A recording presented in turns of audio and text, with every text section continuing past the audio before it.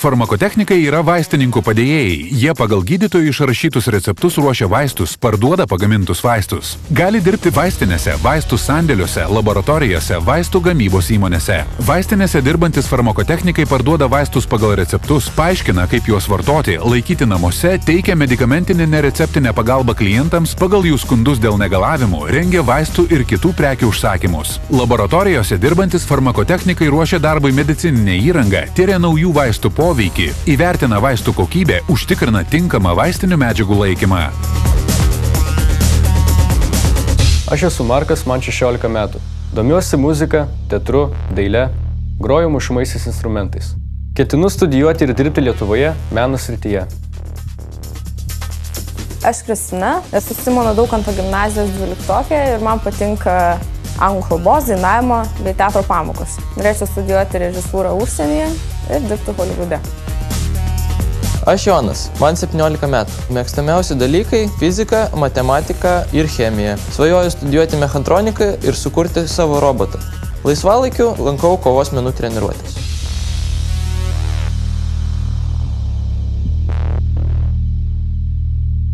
Vygintas Čepulis, profesija ir pareigos farmakotechnikas. Darbo stažas 3 metai, baigė Kauno kolegiją. Kaip jūs nepasimeta tarp šitokios vaistų gausos, šitiek spalvų, šitiek pavadinimų, Atėjus klientui, tu nepradėsi ieškoti kažko kompiuterį, turi paprasčiausiai viską žinoti ir turėti galvoje viską. Aišku, ne visada pacientai žino vaisto pavadinimą. Dažniausiai ateina ir sako, duokit man nuo širdies vaistų su raudonu brūkšneliu. Jo, ir ieškai to raudono brūkšnelio ar ten trikampės tabletės. Juokingiausia būtent specialistui būna vaistų pavadinimai, kai žmogus pamiršta, kaip jisai tarėsi ir bando kažką tokio atrasti. O jums lengva įskaityti receptus, nesgi daktarų raštas yra, visiškai daktarų raštas. Jo, čia kartais ir susidarom su problema. Dažniausiai perskaitom, labai retais atvejais siunčiam atgal pacientą, kad jisai paprasčiausiai gautų receptą su įskaitomu raštu. Taip, šituos. Ir ką aš su jais darysiu? Ir visus šituos nunešit ir sudėliosit į stalčius. O, Ime? okei. Su Marku tai turiu istoriją. Ai, tada. Man buvo labai blogai, aš gulėjau lovai. Jinai man parašė, kad jai yra labai blogai ir reikia kažkokio tai vaistų pavadinimo. Nuėjo į vaistinę, ten sekmadienis buvo dar, kol surado kokią dirbą. Kad bėgau ir iš karto pradėjau sakyti vaistų pavadinimą. Niekaip neatsiminė ten to pavadinimo vaistų, tik... Na, pasakiau vis pirma, nuo ko tas vaistas ir bandžiau tada kažkaip nevykusiai pasakyti jo pavadinimą. Suprato šiaip ne taip vaistininkai ir padavė tuos. Dėkinga vaistininkui arba vaistininkiai. Arba ten buvo farmakotechnikė. Farmakotechnikas, jeigu yra vaistinio padėjėjas, tai ką tada daro pats vaistininkas? Kuo jie skiriasi? Praktiškai kol kas Lietuvoje nesiskiria nieko. Ateityje tai pradės skirtis, vaistinė be farmakotechniko dirbti negalės. Farmakotechnikas surinks vaistus, aptarnaus žmogų, o vaistininkas suteiks farmacinę paslaugą. Jeigu farmacijoje dirbti, tai turbūt patiktų labiau ne su pačiais ligoniais, su žmonėm bendrauti, o kurti vaistus ar kažkaip kitaip prisidėti prie vaistų gaminimo pačio. Gamybiniai vaistiniai gaminami vaistai, atnešamas receptas ir ten darbo daugiau, kruopštesnis darbas. Kartais kiekis būna išrašytas mažesnis nei originalioj pakuotėj, tai mes jį išardome ir atskaičiuojama tiek, kiek turi būti išrašyta recepta. Žiūrint, kokį vaistą gaminam, ar tai miltelius, ar sirupą, ar tabletuojam, skirtingas darbas, kiekvienam reikalingas kruopštumas ypatingai, atsakingumas, matematiniai sugebėjimai. 1, 2, 3, 4. Atsakomybė didelė vaistiniai, tiek vaistininkų, tiek farmakotechnikų. Tikrinam 3 kartus receptą ir tada tik tais atiduodam vaistą. Gyvybės ir mirties klausimas iš tikrųjų iškyla. Jeigu netaip užrašysi vaisto dozę ar tokį vaistą išduosi, ypač receptinius vaistus, kaip sužinojau šiandien, tai žmonėms gali blogai baigtis. Va šitaip duok maišelį. Pasiemi ir įberi. Tai va. Jo. Per visą dieną ateina įvairių daug žmonių, jiems sunku, jiems skauda, jie pavargę. Ir paprasčiausiai reikia daug kantrybės išklausyti visą tai. Tai jūs taip išeina netgi ir toks savotiškas psichologas. Jo, kartais pasijaučiu kaip kokioje bažnyčioje, nes išpasakoju visą savo nuodėmes ir skausmus. Reikia paremti psichologiškai labai dažnai. O ką mokykloje reikia mokytis ir kokius egzaminus išsilaikyti, kad dirbti tokį darbą? Šiai profesijai reikalinga chemija, biologija ir matematika. Kauno kolegijoje mokiausi įvairių specialybinių dalykų, tiek bendrųjų – matematika, fizika, lietuvių kalba, psichologija ir visa kita. Taip pat specialybiniai dalykai kaip farmakologija, farmakoterapija, farmakognozija, įvairių chemijos rūšių. Galėtų būti ir geresnis tokiam jaunam bičiui. Visoje informacijoje daugiausiai yra moterų, bet vyrai gana paklausus. Moteris yra gal labiau tiesiog empatiškos nei vyrai. Gali suprasti ir įsijausti kitą žmogų ir jų užjausti. Perspektyvi profesija, lengva gauti darbą baigus farmakotechnikos specialybę? Darbą tikrai gauti lengva. Vaistinėse, jo? Taip, tiek vaistinėse, tiek atstovų farmacinėse firmose. Gali eiti į valstybinę vaistų kontrolės tarnybą, į sveikatos apsaugos ministeriją. Įvairus darbas ir specialybė plati. Pasirinkimas yra didelis. Tikrai nepatarčiau stoti tiems, kurie, tiesiog, nežinau, kur stoti reisiu, tikrai ne. Farmakotechniko profesiją pasiūlyčiau mokiniams, kurie domisi kažkiek medicina ir nori padėti žmonėms, bet nenori ten nei atlikti operacijų, nei su pačiais ligoninėse dirbti, gal vaistus pardavinėti būtų kaip tik jiems. Vis tiek kažkoks turi būti pašaukimas bendrauti su žmonėm, noras jiems padėti. Geriečiai, kurie viską išklauso ir visiems padeda. Galėčiau, taip, aš manau, kad aš galėčiau farmakotechnikų. Aš turiu pašaukimą padėti žmonėm.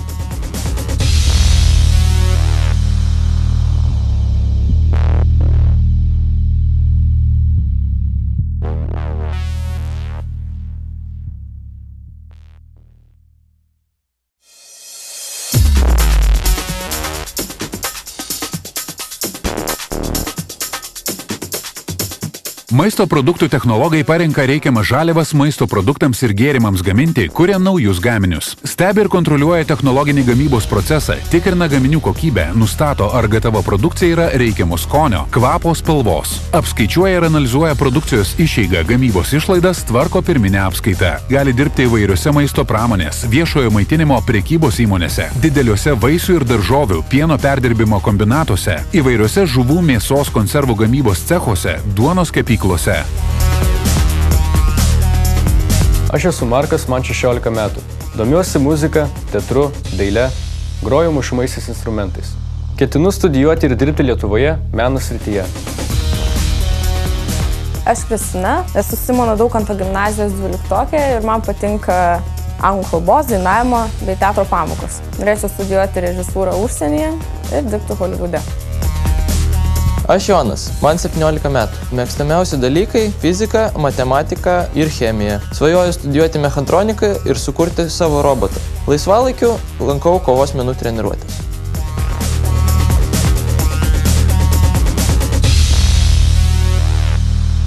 Marius Grigas, privačios duonos kepyklėlės bendrasavininkas, kuria naujus savo įmonės gaminių receptus. Darbo stažas 17 metų. Baigė profesinius kursus Austrijoje. Pirmą duonos receptą sukūriau 17 metų. Mes su šeima tais laikais prekiaudavom turguje duoną. Ir stovėdavau aš už prekystalį ir žiūrėdavau, ką žmonės valgo, ką jie nori. Tuo metu aš pardavinėdavau tik tai 2 gaminius – saldžias bandeles ir batonus. Ir supratau, kad žmonėms reikia kažko daugiau, nei vien tik tai tų 2 gaminių. Sakydavau tėvam, kad reikia mums kepyklėlę sukurti. Ir toje kepykloje jau pradėjau kurti aš tuos visus gaminius. Tik tai supratau, kad aš daug ko nesuprantu ir todėl man reikia ateiti į šitą sritį, eiti gilyn. 10 nuotolinių būdų mokymosi metų leido man perprasti giliau, sužinoti visas subtilybės. Kokia bandelė čia sunkiausia pagaminti kurią? Sunkiausia gaminti, aišku, yra prancūziškus ragelius, kitaip vadinamus croissantus, kuriems reikalingos sluoksniavimo mašinos. Ir, aišku, šalta temperatūra, nes sviestas greitai šyla, reikia, kad jisai neištirptų. Technologas nuo kepėjo skiriasi tuo, kad technologas kūrė gaminius ir organizuoja visą darbą. Kepėjas atlieka tik tai jam paskirtą užduotį. Technologo darbas suorganizuoti, kad visos grandys kepykloje dirbtų vieną paskui kitą, kad nebūtų nutrūkimų. Bet jeigu, pavyzdžiui, netyčia užsisojoja ir ten kažkur užtrunki ir per ilgai kepi? Taip, tai va tuo ir skiriasi tas močiutės pečius nuo šito pečiaus, kad čia yra skambutis. Čia yra tik tai 3 pečiai su skirtingom programomis. Didesnėse kepyklose tokių pečių stovi 10. Didelėje kepykloje įrengimai yra visai kitokie negu čia, arba kai kurių įrengimų visai čia nėra, kurios yra naudojamas didelėje kepykloje. Naudojamos maišyklės, tešlos dalintuvai, susukėjai tešlos, formavimo mašinos, svėrimo mašinos, viskas automatiškai, tiesiog užtenka išmaišai tešlą, sudėjai į bunkerį ir galima žiūrėti, kaip jau išeina gaminys. Tai yra pats paprasčiausias spurgų virimo aparatas. Čia yra pats mažiausias, didesnėse kepyklose jau būna labai didelių, labai ilgų ir labai įvairiausių formų. Kaip ir filmukus tipo rodo, įeina medis ir išeina ten koks nors ten, nežinau, arkliukas. Sako taip, ir kažkokia juoda dėžutė. Net išalkau pamačius tas spurgytės. Jos labai mažos ir labai skaniai atrodo. Man labai patiktų kepti spurgas, jeigu jos pačios keptųsi. Mažose kepyklėlėse kiekvieną gaminį gamindamas tu įdėdis dalelę savęs ir visą laiką gaminys yra kitoks. Ko didelėse gamyklose niekada nepamatysi. Ir pirmas ir paskutinis gaminys būna vienodas. Didelėse įmonėse technologai priskirti konkrečiai gaminių grupiai. Kuo didesnė įmonė, tuo turi šakas skirtingas ir kiekvienai šakai technologas. Man labiausiai patinka kūryba, nes padarai nedidelį kiekį kažkokio tai naujo gaminio ir matai, ką reikia tobulinti, kažką tai reikia keisti. Tai galime tikti, kad, pavyzdžiui, maisto technologo profesija yra toks kaip savotiškas lyg menas. Turi būti pirmiausia kūrėjas, bet jisai turi kurdamas žinoti, kaip reikia kurti, kad būtų viskas teisingai. Reikia žinoti visą tą mikrobiologiją, tos procesus, kurie vyksta, fermentuojantis duonai ir augams, mokyklos, kurios ruošia tos specialybės žmonės. Tenais mokomas chemijos ir vadybos pagrindų, kad sugebėti viską suvaldyti nuo gamybos pradžios iki gamybos galo. Gaminsime meduolį. Tešla iškočiojama, kad būtų apie kokių 5-7 mm storio. Tu va čia yra jau per plona jinai. Gali kurti ir namuose sėdėdamas, gali kurti skrendant, gali ilsėdamas ir visą laiką gimsta mintis. Kai važinėjai po kitas šalis ir pamatai kažkokį kitą gaminį ir tavo galvoje iš karto užsimezga daug naujų minčių, kurias atvažiuoji čia ir bandai įgyvendinti, tik tai tiek, kad turi skonis atitikti ne to šalies, bet mūsų priimtiną skonį. Ragauti viską, žiūrėti, dėlioti skonius, o Dieve, kai man tai patinka. Pavyzdžiui, mokykloje būna merginos, kurios iškepa pyragus vien tam, kad atnešti ir pasidalinti su visais. Tai manau, kad tokie žmonės tikrai galėtų dirbti maisto technologais. Technologas kaip laivo kapitonas. Jisai stovi viršuje ir žiūri, į kurią pusę reikia laivą pakreipti. Tik tai žmonės gebantis kurti sugebės tą įmonę visą laiką tempti į priekį. Visos technologijos labai smarkiai keičiasi ir ta profesija tikrai bus reikalinga ir kas ją pasirinks, tikrai niekas nenusivils.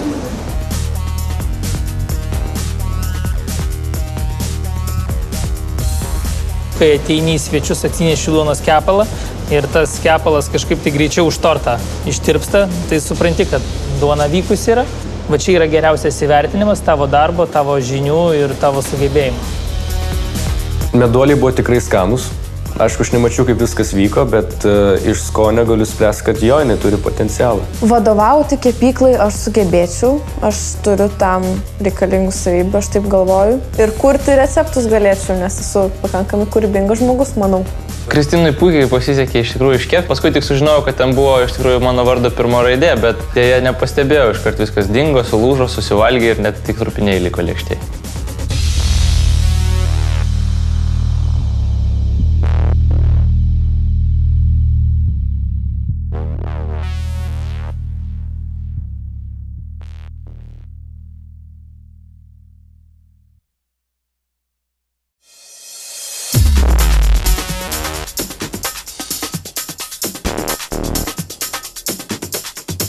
Pieno produktų gamintojai atlieka pagrindinius technologinius pieno produktų, pavyzdžiui, grietinės, varškės, sviesto, sūrio, sūrelių gamybos darbus. Paruošia žaliavą, išpilsto, fasuoja ir pakuoja pieno produktus, plauna tarą, skaičiuoja produkcijos išeigą, įvertina gaminių kokybę, kontroliuoja ir reguliuoja fasavimo automatus ir kitus technologinius įrenginius. Gali dirbti pieno perdirbimo įmonėse, pieno supirkimo punktuose, žemės ūkio bendrovėse. Aš esu Markas, man 16 metų. Domiuosi muzika, teatru, daile, groju mušamaisiais instrumentais. Ketinu studijuoti ir dirbti Lietuvoje meno srityje.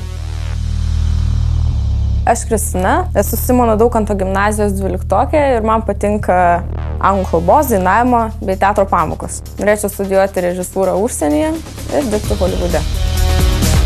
Aš Jonas.